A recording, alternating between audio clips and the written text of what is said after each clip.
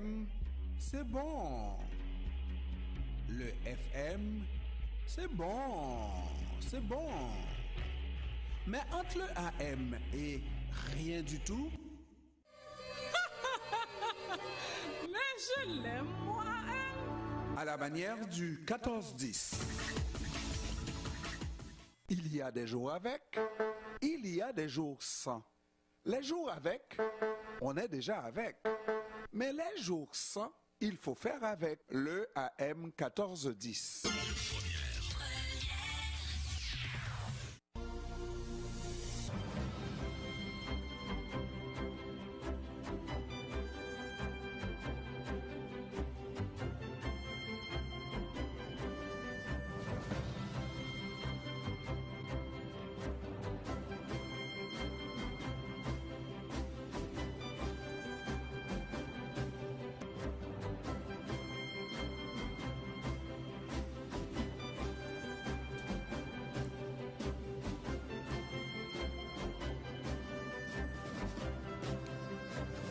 Nos camarades sont là avec nous, Donald Couture-Letta et Ismaël Robert.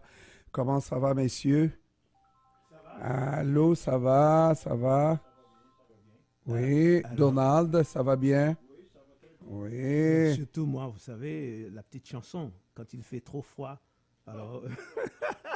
Quand il fait trop froid, il fait trop froid.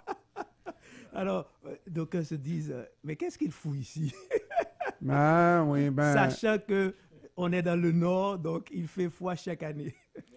Ben, oui, Donald Couture-Letta, on t'entend moins bien?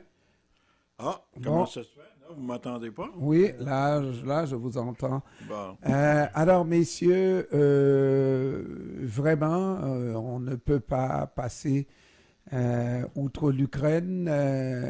L'Ukraine, je parle de Gaza. C'est le même processus qui se poursuit. On pilonne Gaza, mais cette fois-ci, là, il semble que la bisbille commence entre Joe Biden et Benjamin Netanyahu. J'aimerais ça être là quand la bisbille se passe, si jamais la bisbille se passe, parce que moi, je considère qu'à chaque fois, parce que c'est surtout Biden qui est le porteur de cette rencontre-là constamment, soit par téléphone, etc., mais il paraît qu'aujourd'hui, avant-hier, ils se sont parlé, M. Biden et Benjamin Netanyahu. Il ne faut pas oublier que derrière tout ça, puis je vais le répéter 100 fois s'il faut, ça c'est basé sur les élections de 2024 en espérant que les démocrates, c'est ça qu'ils espèrent, qu'ils peuvent gagner les élections. Et c'est pour ça que vous allez voir que M. Biden et M. Blinken, qui est son porte-parole un peu partout dans le monde, essayent de démontrer que M. Biden prend une position, disons, je dirais pas progressiste, mais une position qui est acceptable, c'est un bon travail, l'humanisme, etc., etc.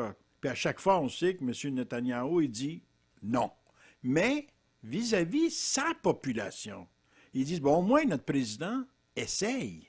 Il essaye d'amener la question, finalement, des échanges des otages, la question humanitaire, l'aide humanitaire, etc., etc. Mais à chaque fois, c'est M. Netanyahou qui dit non.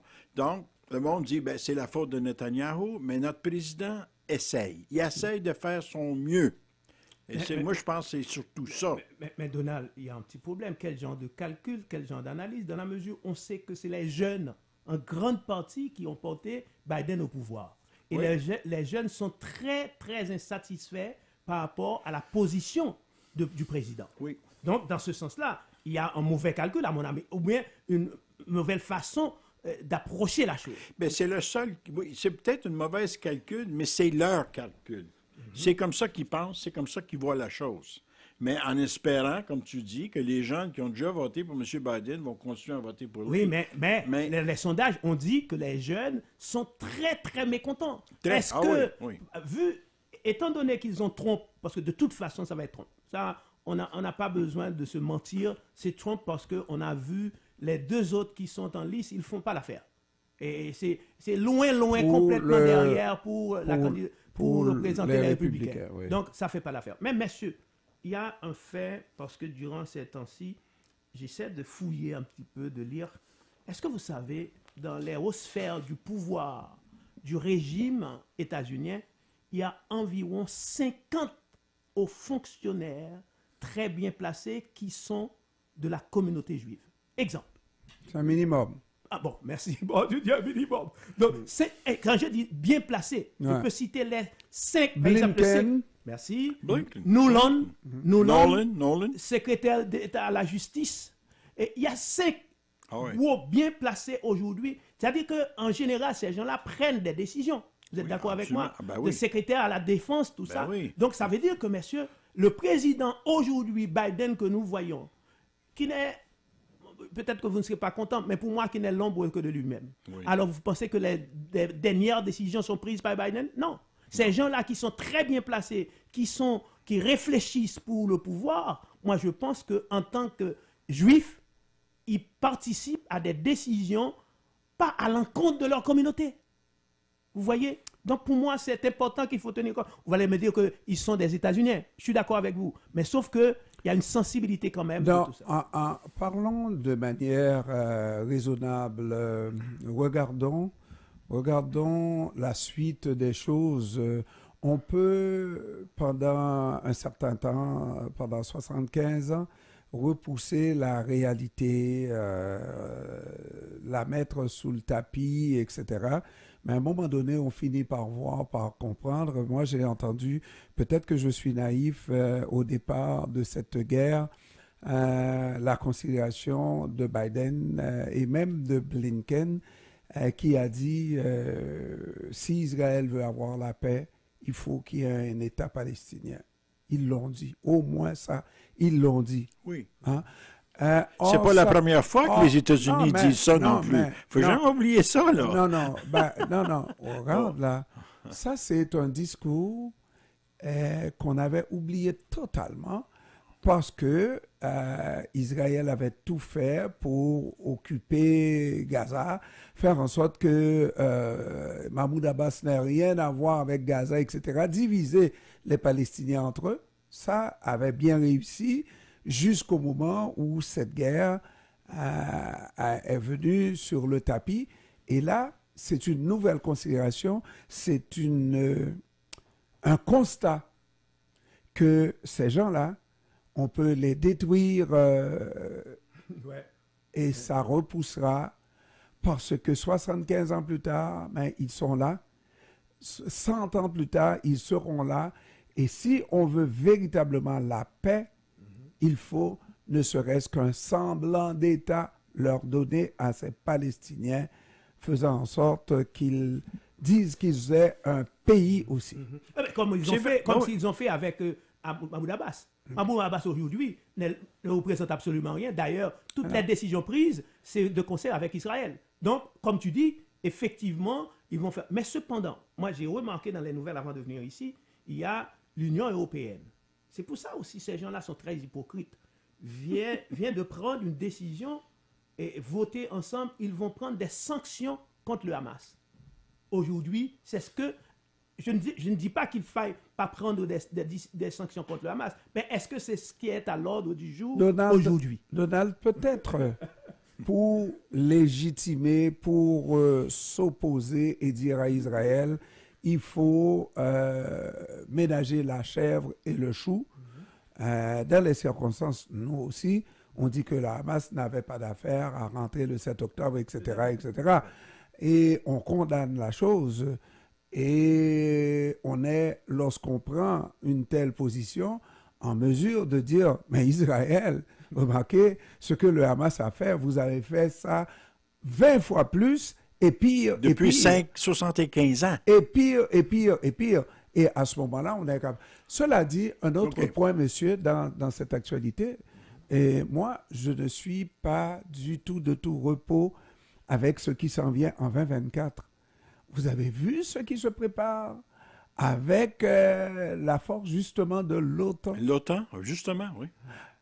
On parle de 90 000 hommes de troupes qui vont faire des exercices Oui. Et justement pour dire à la Russie, ben, nous sommes prêts, et puis on va pas vous laisser aller avec l'Ukraine, etc. Messieurs, moi... Où est-ce qu'ils vont aller? Est-ce qu'ils vont aller dans la mer, non, la mer Rouge. La mer Rouge? Non, la mer Noire, non? Ben, Le Yémen, c'est la mer Rouge. Là. Oui, mais où est-ce qu'ils veulent aller pour vraiment énerver Poutine et sa gang? Là? OK, c'est la mer Noire. C'est la mer Noire, Ouais, ou dans le Nord aussi, parce qu'il faut voir aussi que la Finlande et la Suède, bon, ils sont davantage plus vers l'OTAN. Fait qu'il y a toute une stratégie de ce côté-là. Et puis moi aussi, j'ai écouté la même chose, puis je me suis dit, oh mon Dieu, oh mon Dieu. Puis moi, je me rappellerai toujours que c'est un admiral, d'ailleurs, qui est de la marine américaine, qui est en charge de l'OTAN aujourd'hui. Puis lui, une fois au Portugal, dans un journal, je pense, de Lisboa, ils ont demandé, est-ce que vous êtes toujours prête si jamais vous devenez rendu en action? Il dit, l'OTAN est toujours prête pour rentrer en action. Et c'est là qu'on commence à voir, puis tu as tout à fait raison, Jean-Ernst, c'est énervant, ça, là. C'est très énervant, parce que ça veut dire, c'est la façon que M. Biden avait pour s'assurer que son accolade, M. Zelensky, continue à faire la parole pour effectivement essayer de gagner la grande conseil. Puis si vous lisez les journaux, surtout le Courrier international de ce temps-là, ils disent clairement la population de l'Ukraine ne veut plus de cette guerre-là. Ils veulent changer, ils veulent la paix, trouver une façon, mais on est tanné. Ça, c'est la première des choses. Deuxièmement, on sait que le Congrès, malheureusement, c'est républicain.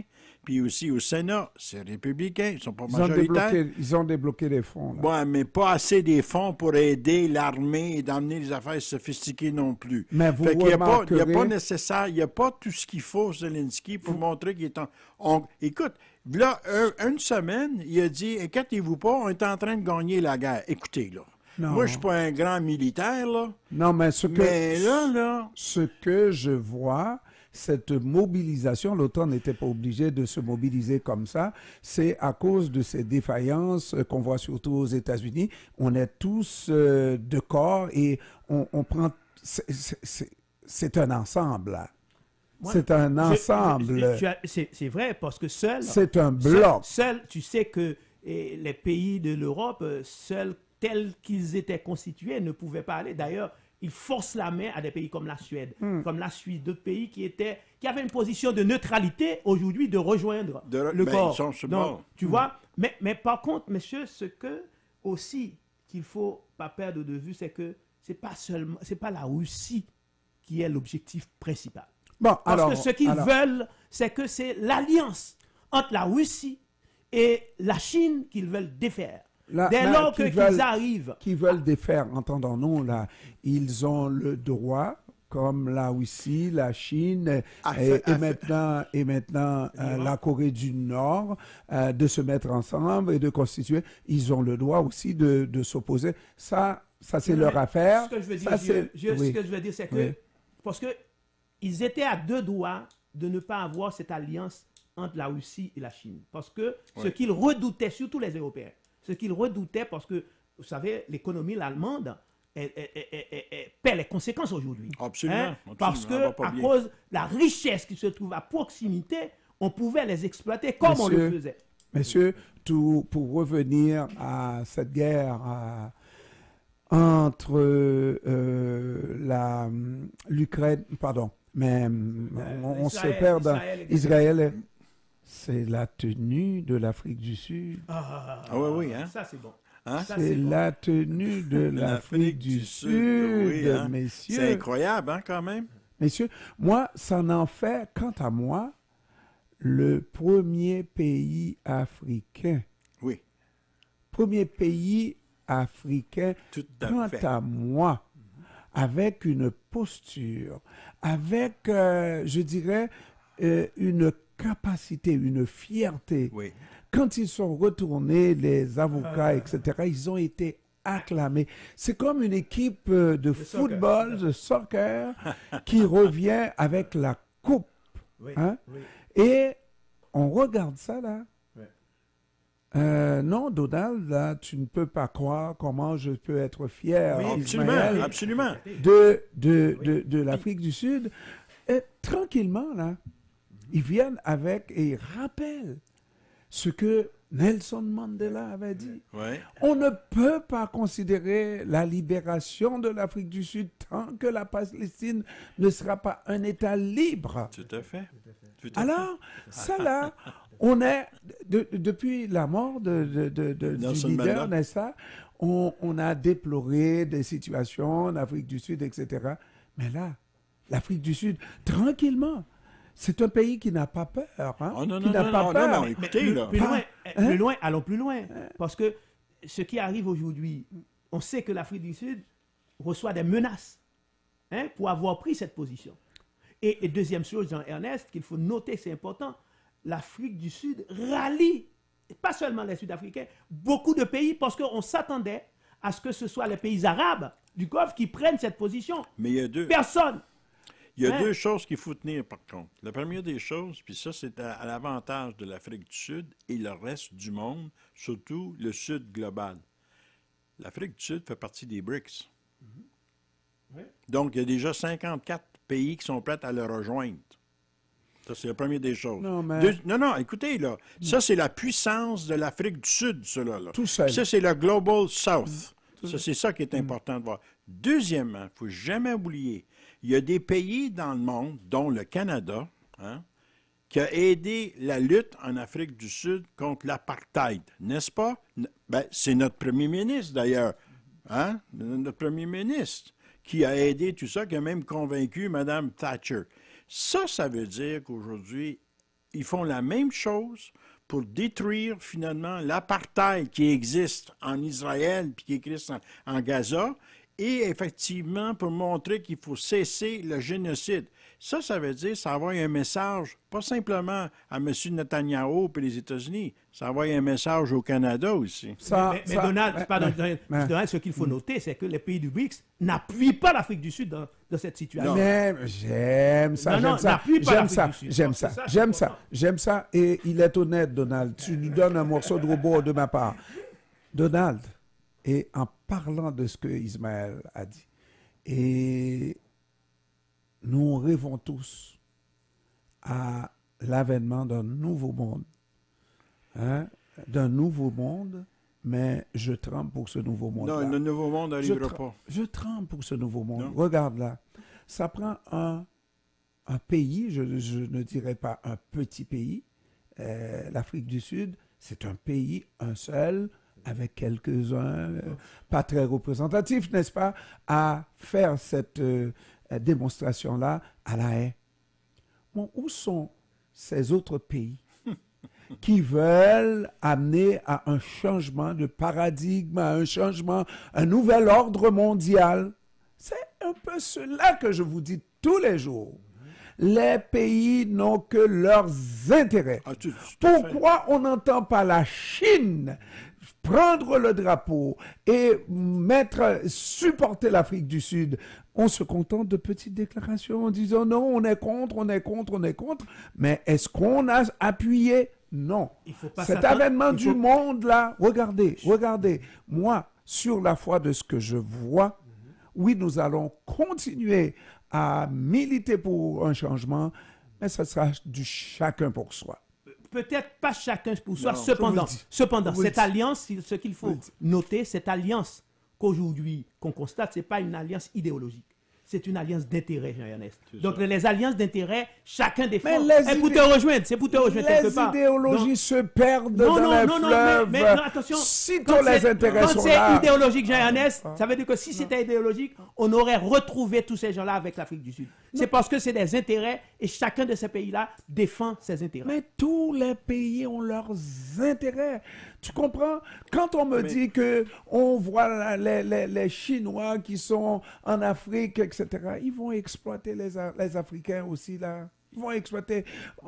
Attention, Moi, je ne dis pas attention. le contraire. Je n'ai jamais dit Il le ne contraire. faut vraiment pas donner le bon Dieu. Mais présentement, Bien sûr, présentement, bien sûr. présentement, le pays qui mène tout ce que tu expliques, puis on l'a expliqué par rapport à Gaza, par rapport à l'Ukraine, mais on explique aussi par rapport à l'ensemble de la planète. c'est nul autre que les États-Unis d'Amérique. C'est la politique étrangère sous Donald Trump, sous, effectivement, Joe Biden et tous les autres présidents qui ont précédé. Ouais. Même Barack Obama. C'est une volonté de maintenir leur hégémonie militaire, économique sur l'ensemble de la planète. Alors, et ils font des alliances, ils s'organisent effectivement. Puis qui contrôle le temps? C'est des Américains. On va changer, et plus ça va changer, plus ça sera pareil. Parce que ce sont des pays impérialistes qui font la guerre. Oui, l'impérialisme, ça change de camp, Donald. Non, ça ne change pas de camp. Les États-unis font l'impérialisme depuis quand? Non, depuis la fin la Seconde Guerre mondiale. Même avant, fin du 19e siècle. Mais tu vas voir, Donald. Et puis, avant les États-Unis, il y avait d'autres oui, effectivement, ils sont toujours là, d'ailleurs. Les Britanniques et les Français. Ça va continuer. Tu sais, Haïti a subi les contre-coups de ces pays-là, n'est-ce pas? Messieurs, laissez-moi dire un petit dernier mot de remerciement à mes invités, Cédric Bouchard, Franz André, Olivier Aubry, président, Madeleine Pastinelli, et vous autres. Et votre émission cet après-midi, qu'est-ce que vous avez? Ce qu'on va parler justement de ce positionnement de l'Israël, l'Afrique du Sud, le Gaza, les morts en Palestine, et on n'oubliera jamais Haïti parce qu'il y a beaucoup de chambardements en Haïti. Et en deuxième heure, on va parler aussi de l'immigration ici au Québec. Monsieur, c'est à l'ordre du jour. Donald, Haïti, c'est un chamboulement. T'as-tu vu le reportage à TV5? Non. Qui avait un film? C'était épouvantable. Hein? Ça veut dire que c'est peut-être le début de la guerre civile en Haïti. Là. Parce que tu vois, tu as Guy Philippe d'un côté, tu as les bandits de l'autre. Est-ce qu'il y a une alliance entre bandits et Guy Philippe? Tu as Ariel Henry, tu as l'OEA de l'autre côté. Ils sont tous là. Ils sont tous là. C'est un bouillon. Et là, comme cinquième colonne, c'est le Kenya qui va arriver. Dans quel contexte le Kenya va arriver? À travers tout ça, le gouvernement du Québec et du Canada refuse l'entrée des gens qui veulent venir travailler ici, vivre ici, qui viennent d'Haïti. Messieurs, bonne émission, messieurs.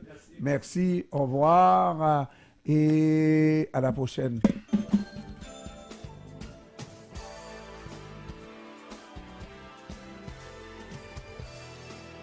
Il existe plusieurs moyens de participer au développement de son milieu. Conserver son moyen de communication en est un. Alors, à vous, chers amis auditeurs,